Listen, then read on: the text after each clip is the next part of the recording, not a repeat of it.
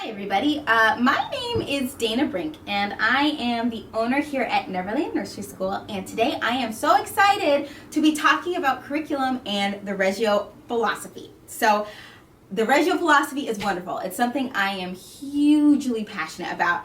I was lucky enough during my graduate studies to be able to travel to Reggio, Italy to study abroad, and I learned so much while I was over there from the teachers who work there, from the administrators, from professors. It was a magical, transformative experience. So I'm excited to insert some of that in here today. As far as my knowledge goes, I want to be able to pass that along to the employees here at Neverland as much as I can. One thing about Reggio, it is such a philosophy where it can be interpreted in lots of different ways. So this is my interpretation of what Reggio means to me and what I want for this school. So today we have a discussion list of topics that we are going to cover. I'm just going to read them off really quick and then we will go from there. We will touch on each one of these subjects. If you have questions, feel free to reach out to me or the director and or the assistant director, and hopefully we can get those questions answered for you and you can get some clarity that way if any of this is confusing. So here we go. We are going to be learning about the role of the Reggio teacher, the Reggio Emilia approach, provocations, child-directed learning, formative assessment, summative assessment, lesson plans, the creative curriculum goals and objectives, the developmental continuum, documentation, capturing quality images for documentation, Reggio style activities, project-based learning, journey learning, routine, parent involvement, independent skills, classroom newsletter partnership, teacher planning, and the daily schedule. So I know that sounds like a lot. We'll take it step by step and hopefully this isn't too overwhelming for you, but feel free to pause this video and take a little break, come back when you need to, and let's go ahead and get started. It's not going to be too bad. I'll make this as painless as possible. So here we go. First, we are going to be discussing the role of the Reggio teacher. So this is something that even aides should be striving to do. If you are hired on as a Neverland aide, our goal is that eventually you will become a Reggio teacher. And really, as an aide and or any role in the school, you should be doing these things. Teachers play a dual role in the Reggio Emilia classroom. Their primary role is to learn alongside children, becoming involved in group learning experiences as a guide and a resource. A Reggio Emilia teacher must always carefully observe and track the growth of children and the classroom community. So what that means is basically we are not here to directly teach a subject to children. We are here to watch children learn and grow and document that process. First, we are going to go over the Neverland Nursery School policy for daily reflections, Reggio documentation, lesson planning, portfolios, journey books, and end of the year conferences. And if you would like to read the full policy, it is located in the director's office.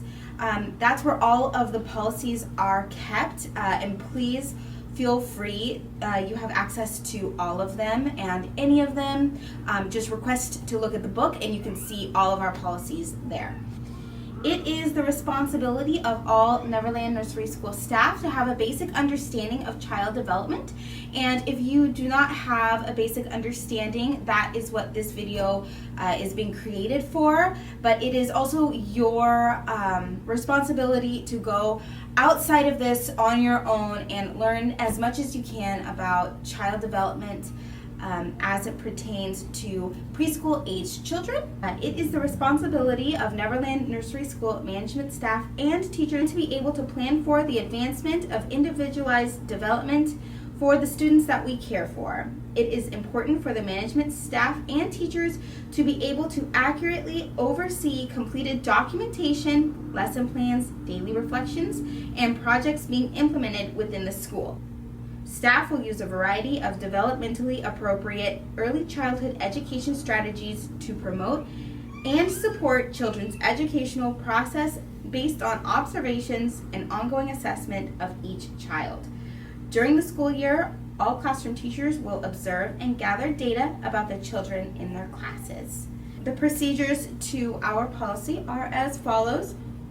All support staff, aides, and teachers are required to complete a daily reflection form at least once per shift. The completed form should be turned into the front desk and reviewed by a supervisor before being filed in the appropriate journey book or preschool portfolio. So every child has a preschool portfolio or a journey book, depending on their age, and that is where all of these reflections are kept. And then at the end of the school year, those books either go home or are passed along to the next classroom or age group. Observations should be collected without personal bias and should be completed in accordance to the Creative Curriculum test.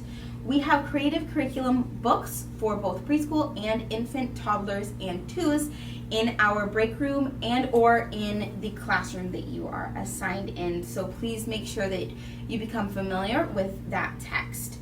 Provocations are open-ended activities that a teacher and or aide sets up for the children in their group. Provocations should be used within the classroom. They are questions to be asked by an adult that coincides with what a child might be thinking and exploring based on the activities that they're doing. So when you set up a provocation or an open-ended activity, you should be thinking about different questions to promote language development and cognitive development within the child. It is the teacher's job and the aide's job to think about theory building. This simply means when ideas are made by the child and inferred by the teacher. Those theory building principles should be applied to wall documentation and written documentation, such as the daily reflections, and they are documented by the aide and teachers in the classroom. Reggio style activities and projects should be completed on a regular basis. Reggio projects should be completed at least once monthly, and those projects are documented on the walls of the classroom. This is called wall documentation. All documentation should reflect what the children of the classroom are interested in as a whole and in the moment. So we don't have predetermined lessons. It should all be off of what the children are interested in at the moment. This is also called child-directed learning. Reggio wall documentation should contain at least a child's work sample, a picture of the child completing the work, a teacher's explanation of what is occurring using the Creative Curriculum as a reference, and a quote/explanation from the child of what is occurring. The documentation should be displayed in an aesthetically pleasing fashion, and work should be mounted on a larger piece of paper than the size of the work itself, so a frame essentially. Lesson plans should be made by the Friday before the new school week begins. Lesson plans should not be made more than 2 weeks in advance from when the lessons are being implemented. Making lesson plans too far in advance is against Neverland Nursery School policy and does not reflect the most current ideals on best practice in early childhood education and development. It is the supervisor's job to review all daily reflections, journey books, and preschool portfolios when they are completed, or anything being sent home to the parents. So please get that approved by a supervisor before you send anything home. So please bring all projects up to your supervisor to get those approved to be sent home. Anything put in the parent cubbies located in the front lobby should first be reviewed by a supervisor as well. Documentation should be cycled out as new projects are done and displayed. You should not remove an old documentation project until the new documentation project is completed. The old documentation project can be put into the journey books or the preschool portfolios when they are no longer being displayed. And the same applies for any crafts. So if you have a craft displayed, please do not remove it until you have a new one to display. And then once you are finished with that display, you can add it to the journey book or preschool portfolio, but please make sure to get it approved by a supervisor first. Narrative documentation and summative documentation are to be completed in the classroom environments. Narrative documentation is a multiple-page work that a teacher creates about a study that is done within the classroom. Narrative documentation often involves multiple classmates or one student observed over time. Narrative documentation contains several observations, pictures to complement the whole story told, and many creative curriculum style observations. Narrative documentation should include several quotes from the classroom children if possible. The document should be reviewed by a supervisor before it is displayed or distributed. See samples of documentation within the documentation folder, which is located in the break room, or within the office administration binder. Both have examples of narrative documentation. Lesson plans along with daily schedules must be displayed in each classroom and must be current. Preschool teachers must complete individualized assessments of children using the Kindergarten Readiness Assessment Form. They must also complete a preschool portfolio for each child. Teachers and supervisors should be in agreement with each other regarding the child in review during parent-teacher conferences. Teachers may conduct parent-teacher conferences without a supervisor as long as the meeting is approved first by a supervisor. Journey books are to be passed from classroom to classroom as the child moves rooms. It is sent home when the child vacates the school or before the child enters the preschool classroom. Children between the ages of 6 weeks and 35 months should have a journey book. Children 36 months to 6 years have a preschool portfolio. A child should only have a preschool portfolio if they are a member of one of the preschool level classrooms. These preschool level classrooms are in Mermaid Lagoon. It is the Rainbow Waters side. Back in the back, there is Crocodile Creek and Second Star. Pixie Hollow is infant aged. Neverwood is infant and toddler aged. And Coral Cove is toddler. So that concludes the overview of our curriculum policy. So please go ahead and complete the first portion of the quiz now. So we just went over the Neverland Nursery School curriculum policy, and now I'm going to talk about some terms that I used within that policy that you may not be familiar with. I'm going to describe what it means to be a Reggio teacher.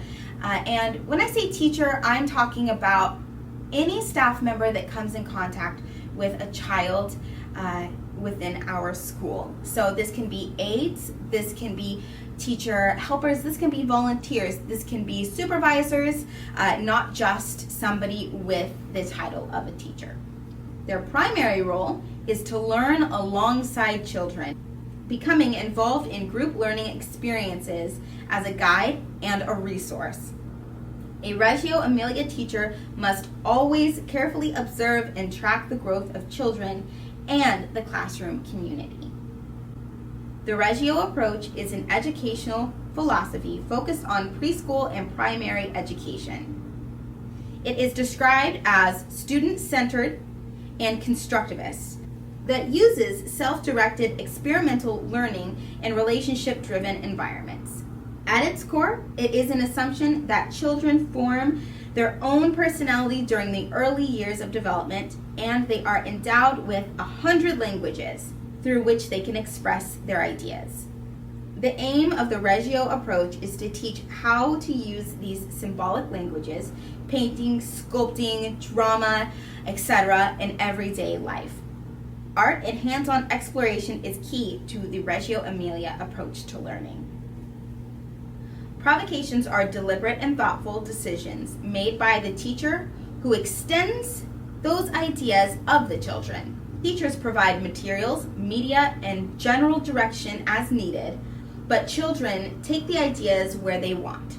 This allows children to develop skills of creativity, initiative, and flexibility in thinking, planning, and reflecting. Child-directed learning is the idea that children select and initiate their own activities from a variety of areas that are prepared by the teacher. Areas usually include dramatic play, blocks, science area, math area, games, puzzles, books, art, and music. Often we call these areas of the classroom centers. The teacher allows each child to choose which activity he or she wants to participate in and when. In our program, children engage in child-directed learning as well as hands-on learning and collaborative play. Children can learn through their own experience and at their own pace. While children often use child-directed learning in the classrooms, we also have a predetermined schedule throughout the day. So these learning experiences should be happening throughout the different times of the day. So we have circle time, so the children should be participating in circle time. However, we never force a child to do something that they don't want to do. So if a child doesn't want to participate in circle, but they would rather do another activity, it is the teacher's job to meet those children's needs. Circle time will still happen, but the child may be allowed to do a quiet activity in another part of the classroom. Okay, so next we are going to talk about formative assessment and summative assessment. So two different types of assessment that we use here at Neverland Nursery School. It can be broken down pretty simply. The goal of formative assessment is to monitor student learning to provide ongoing feedback that can be used by instructors to improve their teaching and by students to improve their learning. More specifically, formative assessments help students identify their strengths and weaknesses and target areas that need work. They also help facilitate and recognize where students are struggling and help address problems immediately. We use observation, theory building, and ongoing documentation as our formative assessment piece. So formative assessment are things like our daily reflections and those observations that also go on wall documentation. So if you write down some quotes that the children may have said about the project, that would be a type of formative assessment when you write that down and document it. Summative assessment is done through the use of the creative curriculum goals and objectives and acts as more of a finalized version of assessment.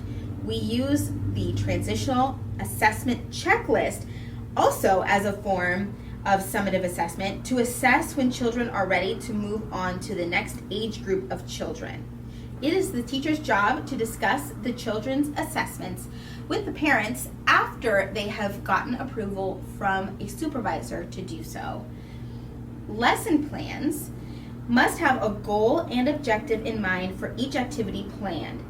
The goal and objective should be a creative curriculum goal and objective or a Mother Goose Time goal and objective. And it must be documented on your lesson plan which goal and objective you are working towards. Teachers formulate lesson plans and activities based on their observations of children and the curiosities that are occurring within their students. Using student interest as a base to the curriculum plan is a fundamental part of the Reggio Emilia philosophy. Each activity listed on the lesson plan should have a number listed below or next to it, which relates to the creative curriculum goals and objective numbers. The purpose of this is to document which goals and objectives the activity is meeting. Doing this helps the child prepare for their summative assessment and helps the teacher recognize the different areas of development in which the child is continuing to develop. Reggio documentation should be displayed in each classroom, and the finalized documentation should be displayed in an aesthetically pleasing way. So you shouldn't see documentation all over the walls in different areas. It should be beautifully displayed within the classroom. It should be symmetrical to the space it adorns, and it should be fully completed before displayed.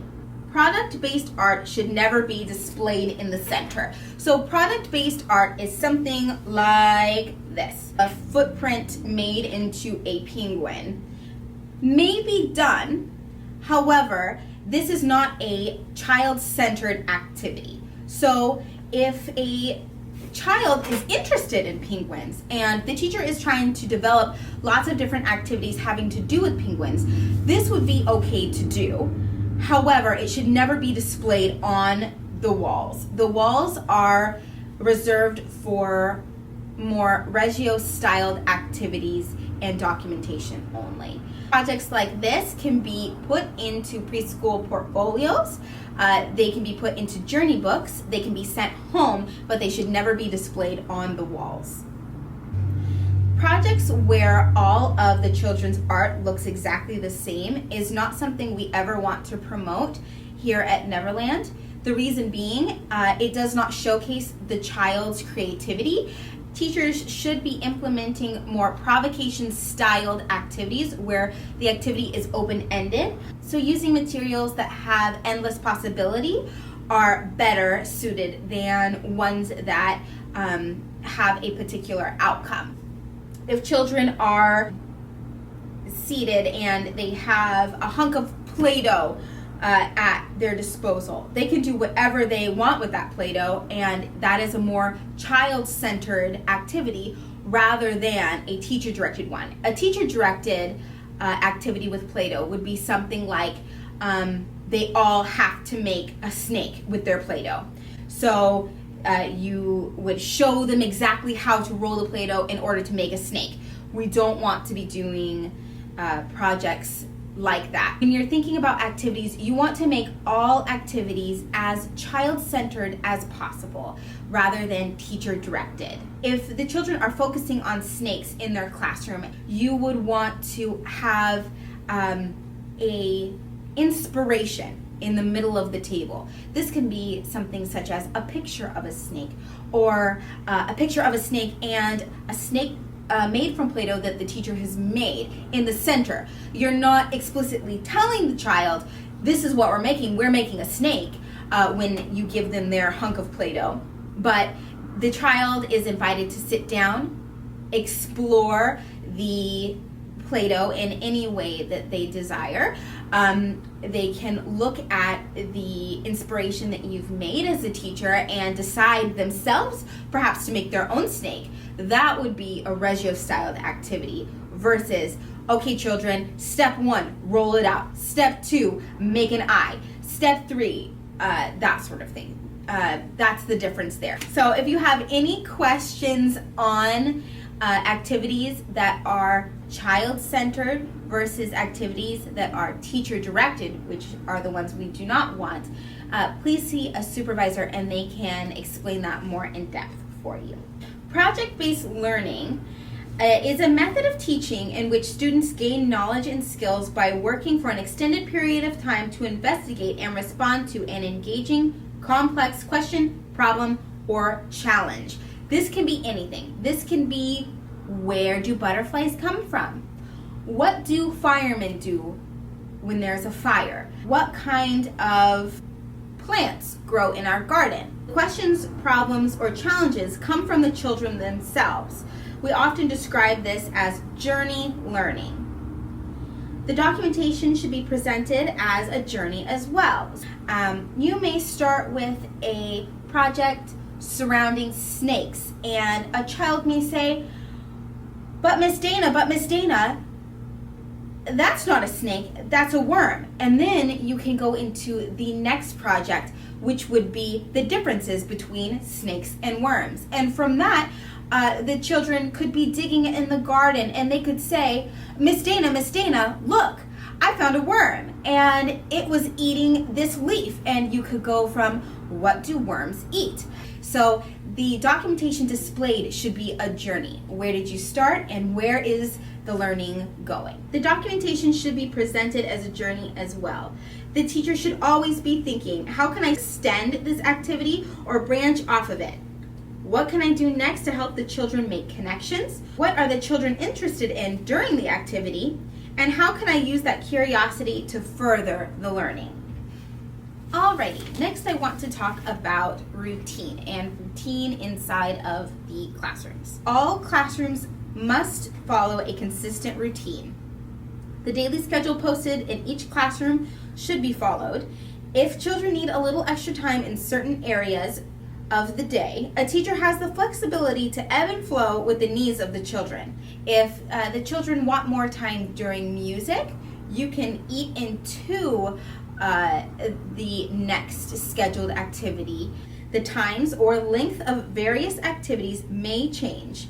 The order in which activities are done may not change. Routine is extremely important for child development, and each classroom has a daily schedule posted, and that daily schedule must be followed. The daily schedule can be flexible with times, but you may not move activities around. So if art comes before circle time, you have to keep it that way. You can't do circle time then art the next day, for example. The schedule needs to stay consistent for children because it is the easiest way for them to know what to expect throughout the day. And when children know what to expect throughout the day, you'll see less negative behaviors as a result. So that's why we want to keep the schedule consistent. It is extremely important that children are shown consistency. Please see our discipline and guidance policy for more information. Positive reinforcement and positive recognition is to be used daily in the classroom. Force is never to be used in the school, and the children are always invited to learn. As far as parent involvement goes, we want to create a space within our classroom communities that include parents. That's a very Reggio-styled piece of the philosophy. Parent involvement is highly encouraged. Teachers are required to find ways to engage and form strong relationships with each parent and guardian of the classroom. Techniques to help children acquire new skills and knowledge should be shared among the parents and other teachers. Connection and continuity should exist between the school environment and the home environment. Parents and guardians should be invited into the classroom space for as long as they would like and should follow the rules of the school while present. So we want to know what the children are involved in at home, so we perhaps can take those same ideals into the classroom and vice versa. The parents should know what the children are working on day to day in the classroom, and we can use the monthly newsletters to make it more transparent to them, and so they can also talk about what the children are learning in school at home. It should be a fluid relationship between parents and the school. Self-care and independence skills is one of the major acquisitions of the first years of life. It is our goal to give children the foundational skills for independence they inherently seek. Practical life activities are a large part of our daily routine, and they consist of learning to care for oneself, learning grace, learning courtesy skills, and concern for others as well as animals, and for taking care of the environment. This is also part of a nature-based philosophy in which Neverland is a part of. We love to teach children about nature and see what the children can teach us about nature and what their observations are when it comes to nature. So the more natural materials, the more conversations you can have about nature, the better. Activities that help the children learn self-care skills can include, but are definitely not limited to, dressing, brushing teeth, cooking, cleaning, offering food to others, saying please and thank you, watering the plants, tidying, and so on. Children should learn to clean up after themselves after every single transition. This is extremely important in the classroom, so make sure you are implementing this as a teacher and or aide. So after circle time, they should gather maybe their circle time spots or whatever materials that you're using during circle time. Say musical scarves, for example, if you are using those at circle. They should gather the materials and put them away at the end. Same thing with any other time of the day. Lunchtime, they should be clearing their plates, placing them in the black bin for collection. This is so important in every single age group, infant to preschool. Children should be learning to clean up after themselves, and this should be done in a developmentally appropriate way for each age group. Next, we have an article for you to read on your own entitled Inspirations from One Toddler Classroom, Basics of the Reggio Emilia Approach. So go ahead and take that out of your curriculum packet, read it now, and then take the quiz on this section. So let's go ahead and talk about what the teachers are responsible for within the classroom. The teachers are responsible for creating a monthly newsletter in which we have a template for. These are to be done at least by the first of the month, and they are displayed on our website as well as in the front office so that the parents can read what the children are working on. They are responsible for doing a weekly lesson plan that's due the Friday before the week starts, and make sure that you are also turning those in to get approved by a supervisor. You can email those or turn them in to the director's box and or the assistant director's box. You can't do these in advance. Try to do them as you learn alongside the children so that you are putting what they are curious about into the lesson plan itself. We have daily reflections that are to be done at least once per shift if you are going into the classroom. The teachers are also responsible for wall documentation that is to be completed monthly. And remember, you cannot display half-completed wall documentation. It has to be a fully finished project. So those are to be posted on the wall by the first of the month, and the old documentation is taken down and stored in the appropriate spots. You can either send those home or you can put them inside of the preschool portfolios and or the journey books. And then for the preschool classrooms, so Rainbow Waters, Crocodile Creek, and Second Star are all responsible for doing the kindergarten readiness assessment 3 times per year. So make sure that you do those every 3 months, starting in September. So September should be the first month in which you complete those. 3 months later, the next set, 3 months later, the next set. And then all of those results are shared with the parents at the end of the year conference. The goal of the kindergarten readiness assessment is to show progress from the beginning of the year until the end of the year. Journey books are to move on from classroom to classroom until the child is no longer with us, or a preschool portfolio should be discussed at the end of the year conference with the parents and then sent home once they are leaving for kindergarten. One other piece of information is about the furniture and classroom setups. So the furniture in the classrooms may not move. Teachers cannot move around centers as they please. All furniture needs to stay where it is. There are lots of different reasons for this, but usually a piece of furniture has a spot for a reason. So make sure that you're not moving anything around. The only exception to this is if you see some sort of hazard, please bring it to the attention of the supervisors, and it is your #1 priority to keep children safe. So if you see a safety concern, please let us know and we will go ahead and take care of that. Now I want to talk about how to set up a Reggio activity. While the furniture may not move, you can always move around the toys and activities in the different centers. So if you feel that the art area would make a better dramatic play area, you can move the supplies around, but please do not move the furniture around. This section will be about how to develop different Reggio-styled activities, as well as how to choose curriculum topics. So let's get started. Step 1 is to start with a question. What have the children been wondering about? What concepts are they exploring? And what are they interested in? Examples of this are, why do leaves fall off trees? If a child picks up a leaf off the ground and shouts, look, as they point up at the leaves in the tree, this could be because they are wondering, why do leaves fall off the trees? So it's your job as a teacher to see what the children are doing day to day and to pick up on the curiosities that they have. Why do leaves fall off the trees? Why do dogs eat dog food? Why do cats like to be pet? Why does a garden grow? All of these different questions could be examples of what children are thinking. So it's your job to notice what they're doing and figure out what they might be curious about, and then build your lessons off that.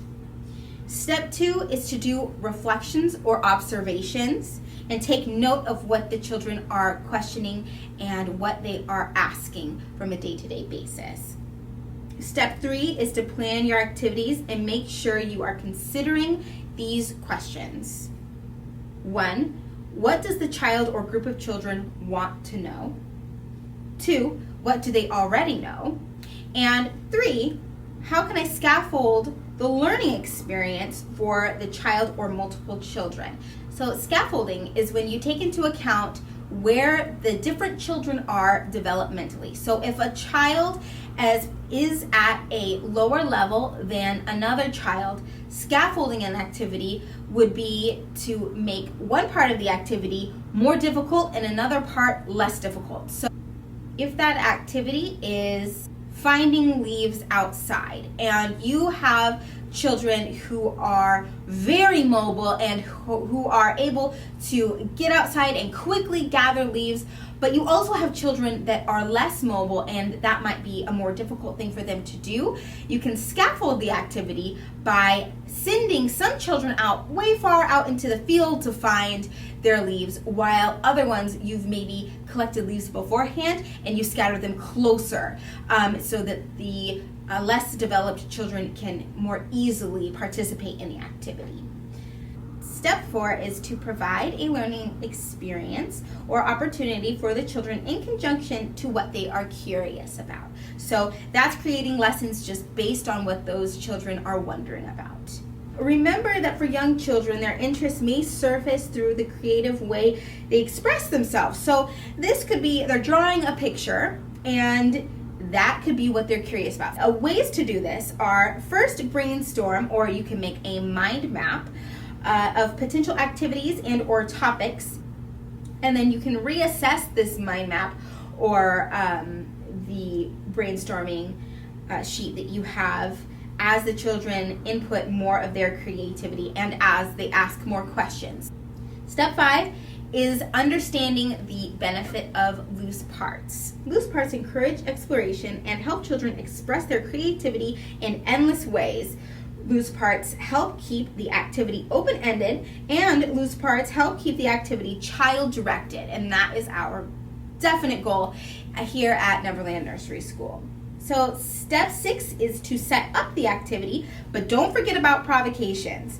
A provocation is a Reggio-styled activity. Provocations are deliberate and thoughtful activities put in place by the teacher and the teacher helpers and other staff.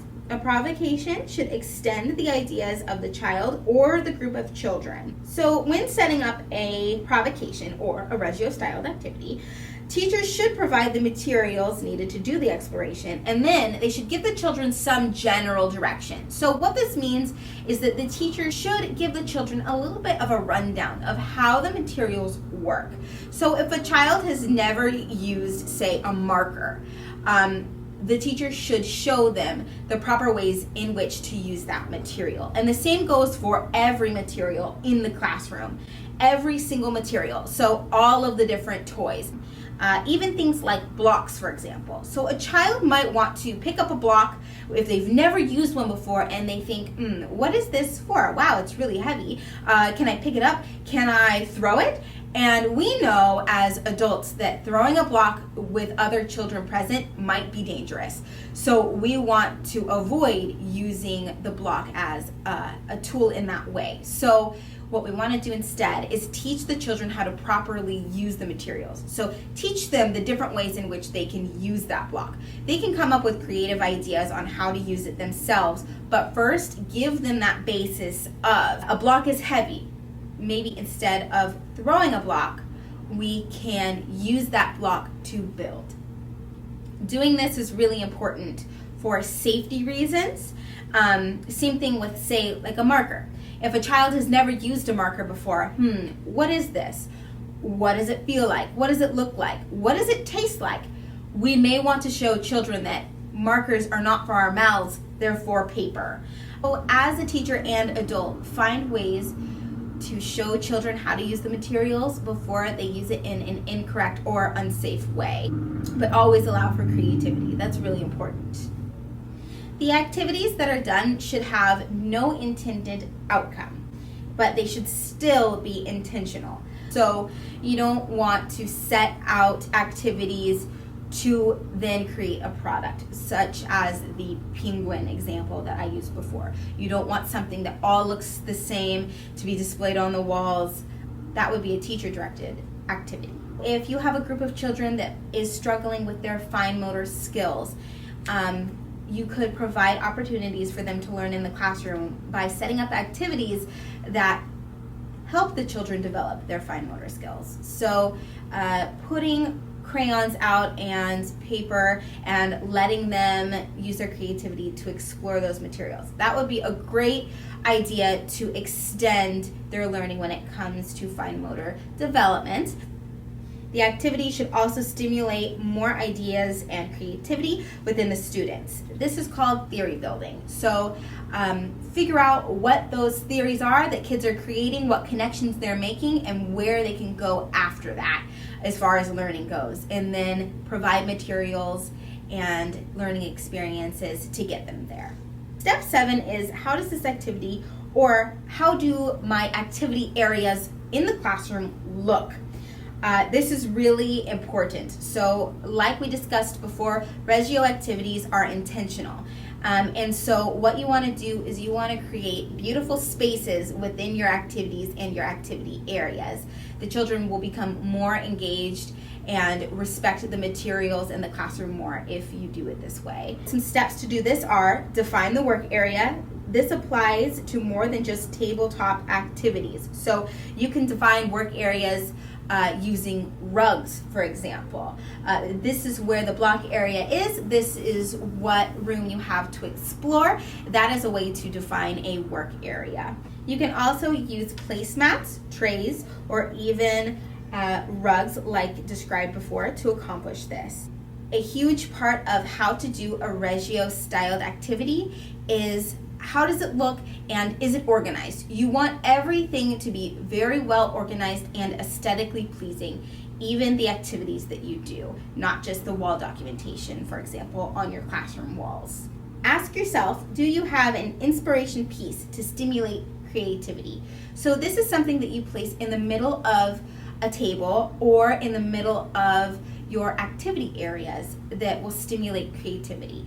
If your children seem to be interested in snakes, in the block area, you could add a whole bunch of different toy snakes to the blocks.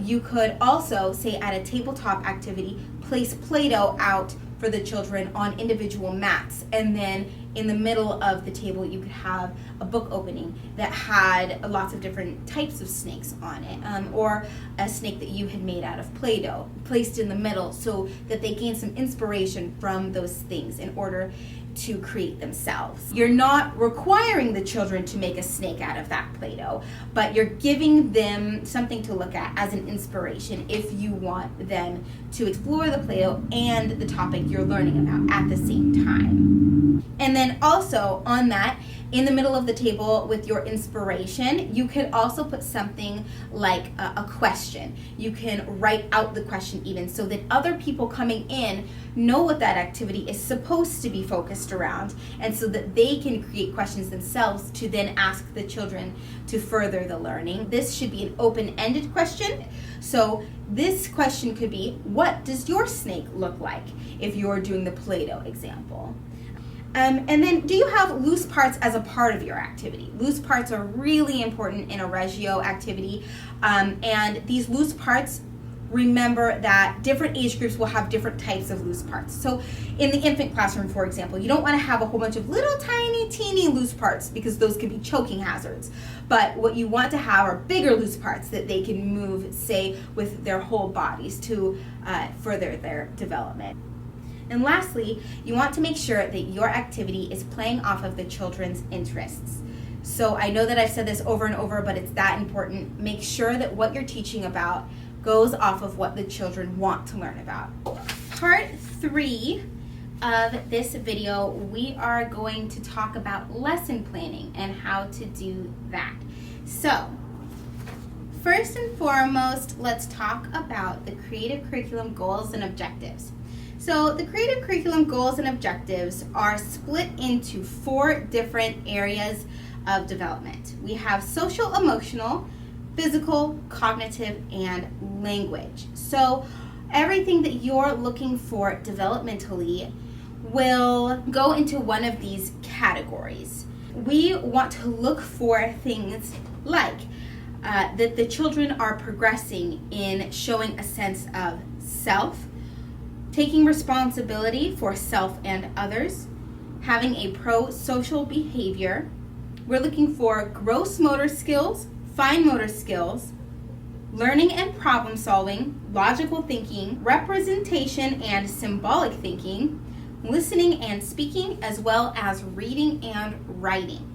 And if you want a more in-depth look at each one of the different developmental areas, and the different goals and objectives, we have something called a continuum that you can look at. And the continuum has a broken down list of all of these different developmental areas, and it will show you step by step how the children should be learning and progressing. In your packet handout, you will have also a list of different developmental goals and objectives broken down, and these follow the continuum as well as the goals and objectives. And you will want to take an entire packet, and throughout your hands-on training, you're going to go into the classrooms and fill each one of these out.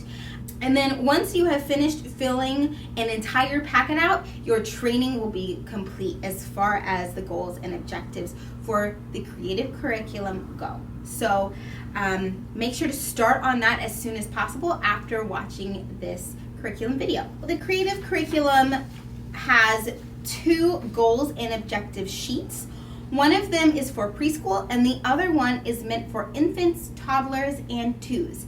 And the children that are in the twos category can either use the preschool one or the infant, toddlers, and twos one, depending on where they are in their development. The Creative Curriculum for infants, toddlers, and twos is a little bit more simplified, and it has less objectives overall. The one for preschool has many more to go off of. And you're going to use these 2 sheets to create your lesson plan. So the lesson plan is broken down per week. And so you'll create one of these per week. It's due the Friday before the week begins. You are going to choose 5 music and movement activities to do throughout the week. For younger children, it is okay to repeat songs. It's okay to repeat movement activities. Even in the preschool age groups, it's okay to repeat things. Children do learn better when you do repeat things, but you want to also keep the interest there. So make sure that you're not repeating them too often, and then go off of what you're observing in the classroom as far as when to move on from activities. So you're going to create 5 music and movement activities, and then you're going to write down which developmental areas you are aiming to meet. Let's say you are in the preschool classroom and you are trying to help the children become more aware of recognizing the feelings of others and responding appropriately to those. That's number 11 in pro-social behavior under social and emotional development in the creative curriculum goals and objectives for preschool. So let's say that you're trying to help the children accomplish that, and you want to do that within the music and movement activity section on Monday. So Monday, you are going to choose a song that has all to do with feelings. So feeling sad, feeling happy. We could even use if you're happy and you know it. And you can put in different things like if you're feeling nervous and you know it, clap your hands. And then that will help the children develop more of an awareness about recognizing the feelings of others and recognizing the feelings within themselves. And that would then meet the number 11 pro-social behavior. You want to do this for each activity that you put on your lesson plan. So you want to do this within the language and literacy category, the math and science and cultural studies category, and the nature art activity section. And you can either put one of the goals and objectives, or you can do multiple. You don't have to put every single one that activity might meet, because if you take happy and you know it, for example, and you want to have that be recognizing the feeling of others and responding appropriately, that would meet it. But what would also work for that would be a variety of things.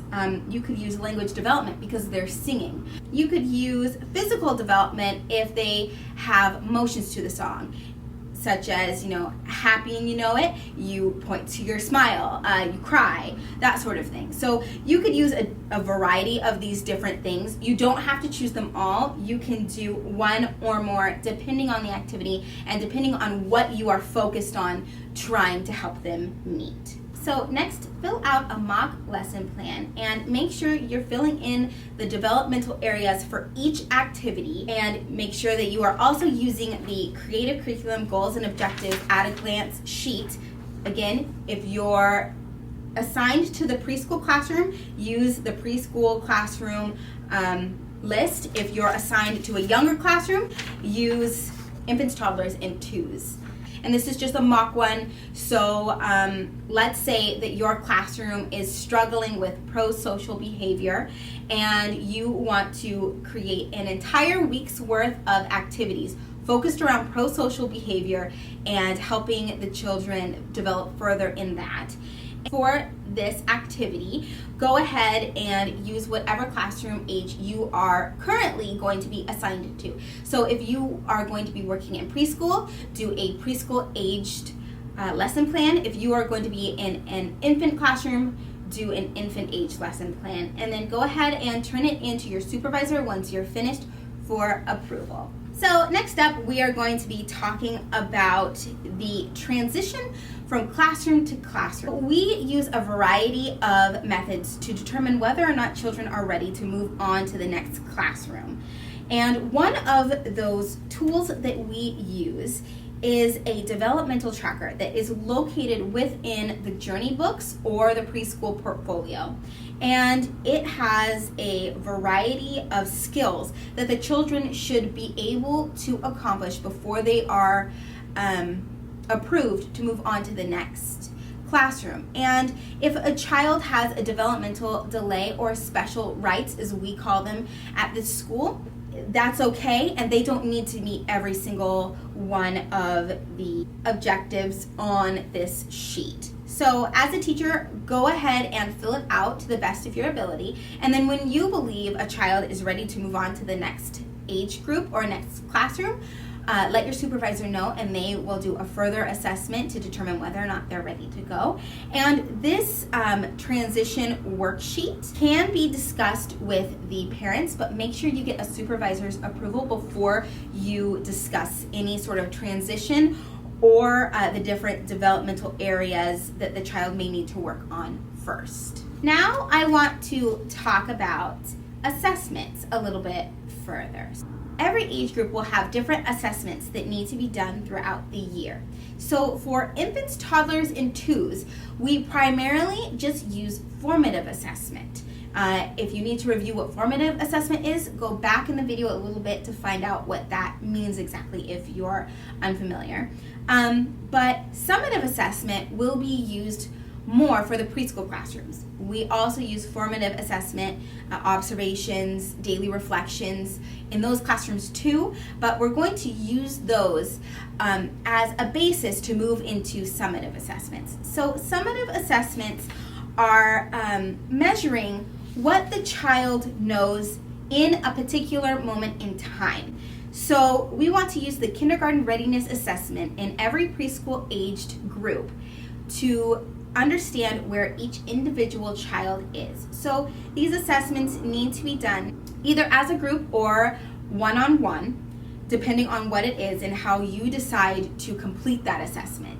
So if you are identifying numerals, you can use something that looks like this, and it says the directions: cut apart the numbers from 1 to 10, glue in order from right to left onto a sequence strip.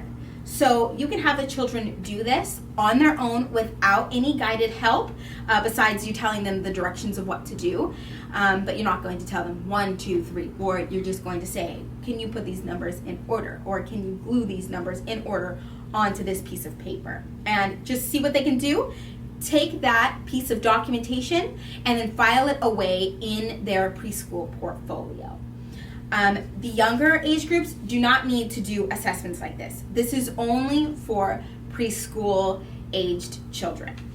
So for the kindergarten readiness assessment, you are going to be doing this 3 times a year, and you're going to be doing this with each student that you have. If you have a student that comes in mid-year, that's okay. You just start wherever they're at. So if they come in within 3 months of the start of the school year, which is in September, if they come in anywhere in there, go ahead and do the assessment with them starting from the beginning. If they come in 3 months or later, do assessment number 2, or if it's even later than that, assessment 3. So just ask your supervisor which one to start on if you're confused about that. And then apart from the kindergarten readiness assessment page, which looks like this, you're going to want to also make sure you're keeping up on your monthly studies that need to be documented on the walls. And then you're going to be changing those out as the months progress and then filing those away in those preschool portfolios. And then you're going to use that in order to have your parent-teacher conference at the end of the year. So you want to make sure that you're doing this in a timely fashion. That way you're not crunched for time at the end of the school year. So don't wait, make sure that you're doing it right away.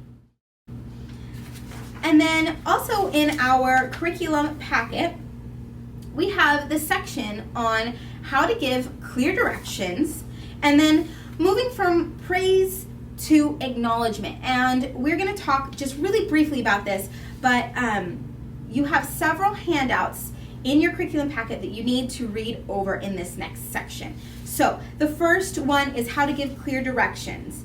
And simply speaking, we want to talk to children in the most positive way we can. So instead of saying something like don't, you want to say what you want the child to do instead. So if Stacy is about to throw a block and you see it about to happen and you don't want her to throw that block because it's going to hurt another child, instead of saying just simply stop, which is telling her what you want her to do, you're going to give the entire complete direction. Stop.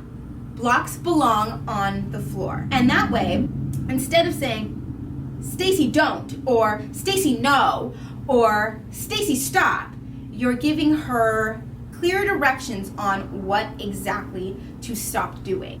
And you're telling her the expectation at the same time. You can do this with simple phrases, such as if a child is running in an unsafe way, say around the classroom, you can say instead of don't run, you could say stop, use walking feet.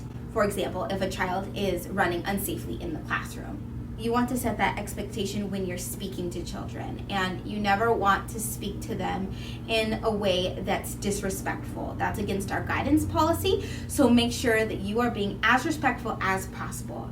I never want to check into a classroom and hear teachers saying no, no, no at children. That's completely against the Reggio philosophy, and it's against our NNS policy. So make sure that you understand how to give clear directions and how to give them in a positive way. And remember that sometimes not all children are at the language development level that would allow for them to understand oral given directions as well as you might think. So using things like visual cues will really help them understand what you are trying to get across.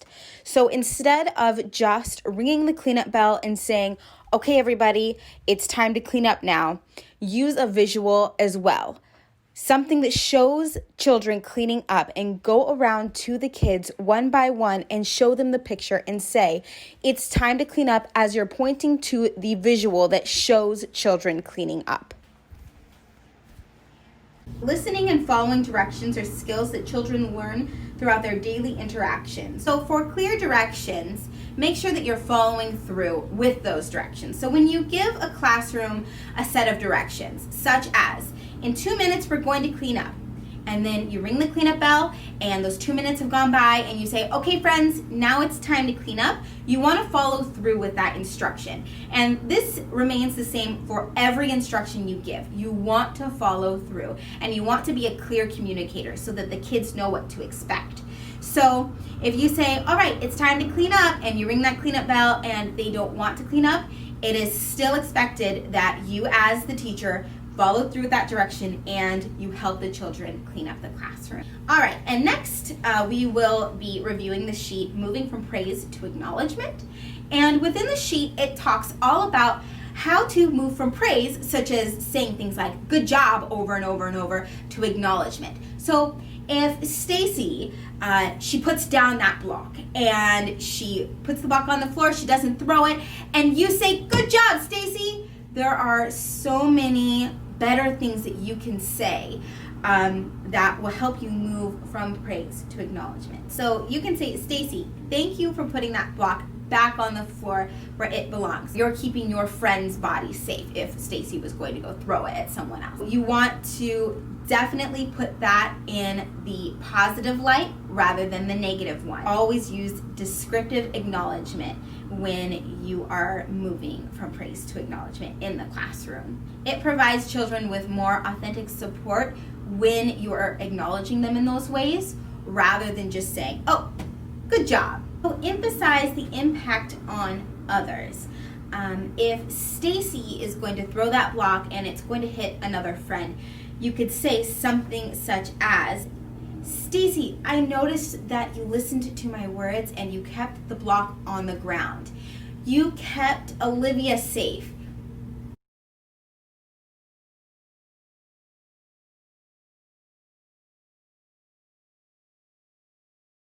So you can always ask open-ended questions to children to help move from praise to acknowledgement. So if, say, a child is drawing a picture and you say, can you tell me about that picture? I'm really curious about it. Asking open-ended questions helps children self-reflect on what they're doing and thus helps their creativity and helps them learn further. So I usually use the who, what, when, where, why method. And then lastly, you can say nothing or observe. And if children are deep in play, sometimes, you don't want to go in and interrupt that play because it will interrupt their creative process. So sometimes what's best is just to sit back and kind of watch what they're doing and observe. And you can get a lot of really wonderful ideas as a teacher by using this method. If children are deep in play and you're sitting back and taking notes on what they're doing, it'll give you some really wonderful ideas on how to create better workspaces for those children so that they can further their development in interest areas that are relevant to them. We have one more handout that has to do with these topics, and it is entitled Tell Me What to Do Instead. If you're having trouble saying no, no, no, no, no, or don't run, or don't touch, no yelling, that sort of thing, if you're struggling with that, which is a really normal thing to struggle with, this sheet of paper will help you learn some examples of what to say instead. So, for example, instead of don't touch that, you could say look with your eyes. That's a perfect example of how to use a positive phrase rather than a negative one in which we want to avoid. So instead of saying don't run, you could say walk. Use walking feet. You can stay with me. Hold my hand. That sort of thing. That would definitely work. And then make sure that you acknowledge what they're doing in a positive way. So you can use on the sheet, they call it positive descriptive acknowledgement, which is perfect. You're holding my hand. That is so respectful. You walked across the classroom. You made a safe choice. So you want to recognize what the child is doing in the moment. So go ahead and take some time to read over these and then complete the next section of the quiz.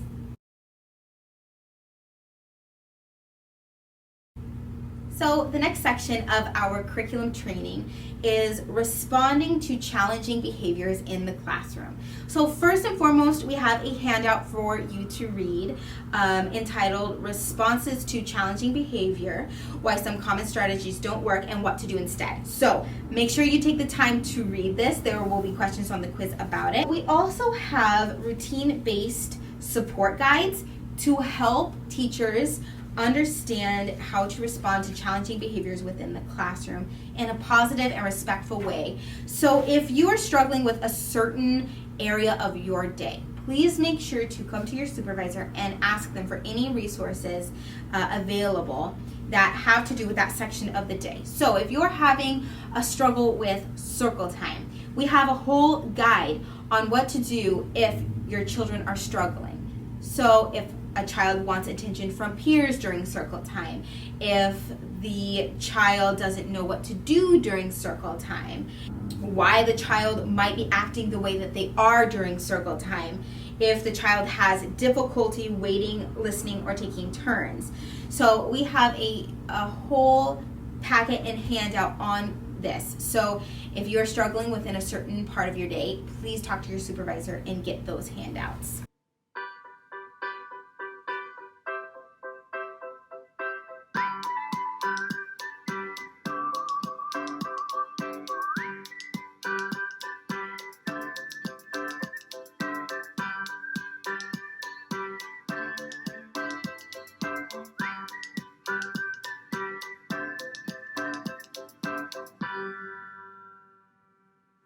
Young children have very little self-control. The part of their brain that is responsible for self-control develops slowly, so toddlers are impulsive and act on their feelings. And when their behavior is out of control, it's a sign that they are unable to cope with the feelings they are experiencing. They need help. So what can you do? First and foremost, try to stay calm during moments when your toddler is defiant or having a tantrum. Take a few deep breaths, or even step away for a moment to pull yourself together. When your child is very upset or out of control, he needs you to be his rock. Your calm steadiness provides an anchor for his storm. Angry responses to challenging behavior only increase the overall intensity of the situation. This makes it less likely your child will learn how to manage strong feelings effectively. Indeed, research has found that harsh discipline can lead to children developing behaviors such as aggression, delinquency, or hyperactivity later in life. The good news is that the research also shows that the most effective way to help children learn to manage their emotions starts with showing empathy and compassion. Yes, you heard right. Let your child know you understand his feelings. Why? Because the feelings are not the problem. Think about it. What child wants to stop happily playing and leave the playground? or have their favorite people say goodnight and leave them at bedtime. It's what kids do with these feelings that can become challenging, such as throwing a tantrum and refusing to leave the playground. Name your child's feelings to show you understand where she's coming from. For example, acknowledging she's angry that it's time to stop playing and go home. But be clear about the rule. For example, that it's okay to be mad, but it's not okay to hit. If your child has a hard time accepting the limit, she may need time to get her anger or frustration out. Give her a safe space to calm down, and let her know that when she's done being upset, you can move on to something else. The more you react to the tantrum, the less likely it is that she will learn to soothe herself and cope with the limit. Once your child has calmed, reconnect by showing empathy and compassion for the difficult feelings he or she is trying to cope with. Learning to manage feelings and impulses starts in the first 3 years, but takes many, many more to master. It is a skill that emerges gradually between the ages of 2 and 4 and continues developing through early adulthood. In the first 3 years, the foundation for self-control is built through everyday interactions with you and other loved ones. What this means is that you matter a lot. With your understanding, guidance, and patience, there will be fewer moments like these, and many more moments like these.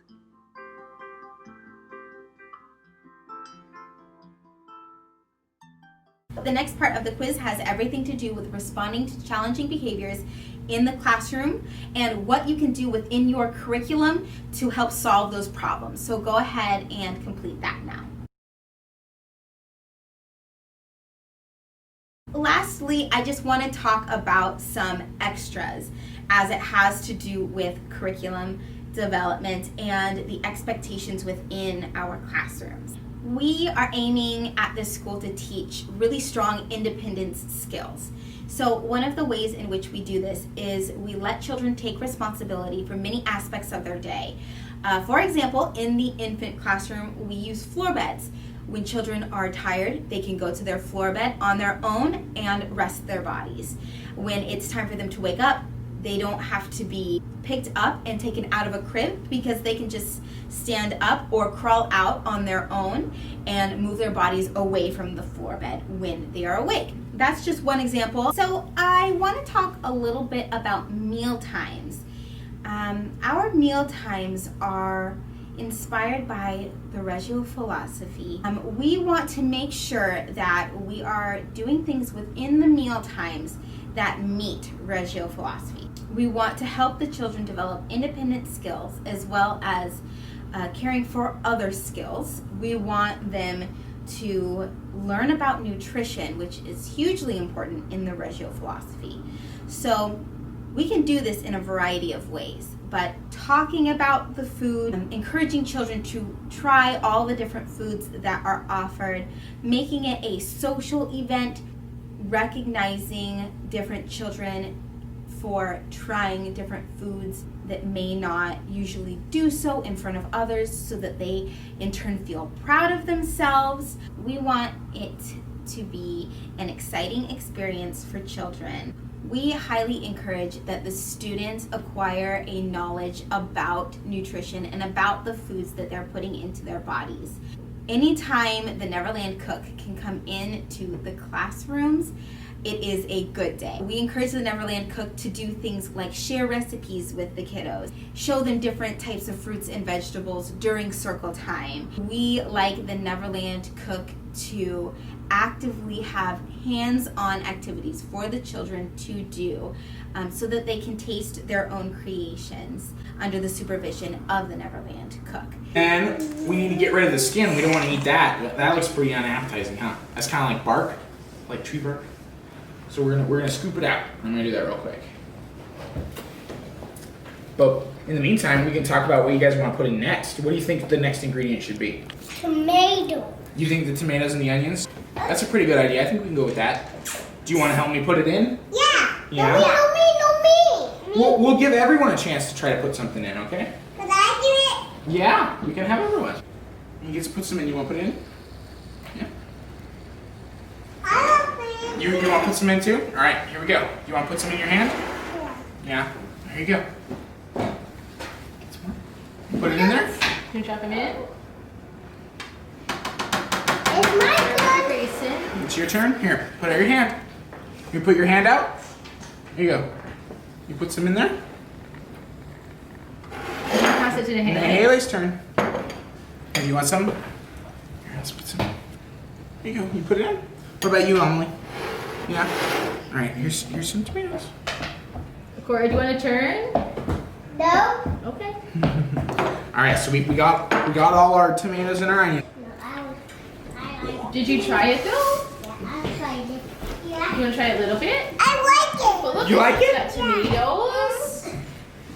Apart from that, it is also expected that the children set up their table every day, and this is expected in the infant classroom all the way to the preschool classroom.